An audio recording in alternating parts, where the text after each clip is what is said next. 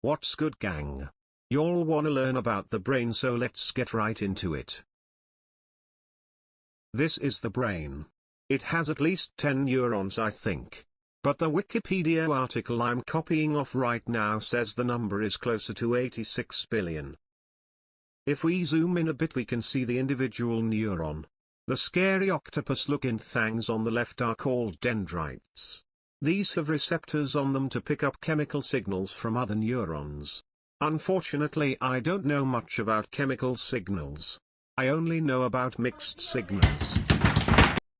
But anyway, when these signals, called neurotransmitters, interact with the receptors on these dendrites, the receptors open up and cause the movement of positively charged ions into the cell.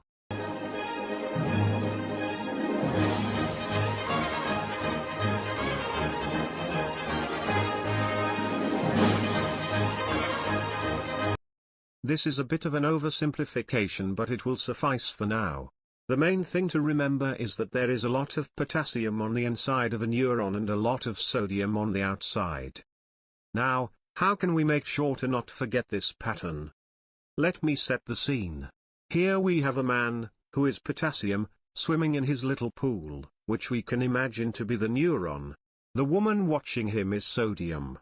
The man says, "You should come into the neuron, it's really nice in here." To which the woman responds, "Nah, I'm good." The man then responds, "K, suit yourself." After this whole silly goofy situation, the depolarization travels to the cell body, which contains all the organelles and the nucleus. The nucleus contains DNA, which can direct long-term change in the cell. If you look to the right, you'll see the axon. The beginning of this is called the axon hillock, which gatekeeps the axon and only allows the charge to keep moving if it is sufficiently large. If the charge is strong enough, it will move past the axon hillock into the axon to create what is called an action potential. Do that nigga cut? Oh! Shit! Ah! For this video, all you need to know is that this is a temporary positive charge which moves down the length of the axon. Now comes the myelin, which insulates the axon and allows the electrical charge to travel faster down the neuron. Please refer to the following.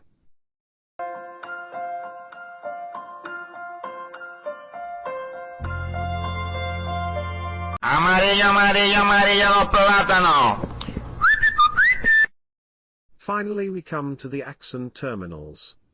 When the positive charge from the action potential reaches the ends of these terminals, neurotransmitters are released into the synapse, which are then picked up by the next pair of dendrites.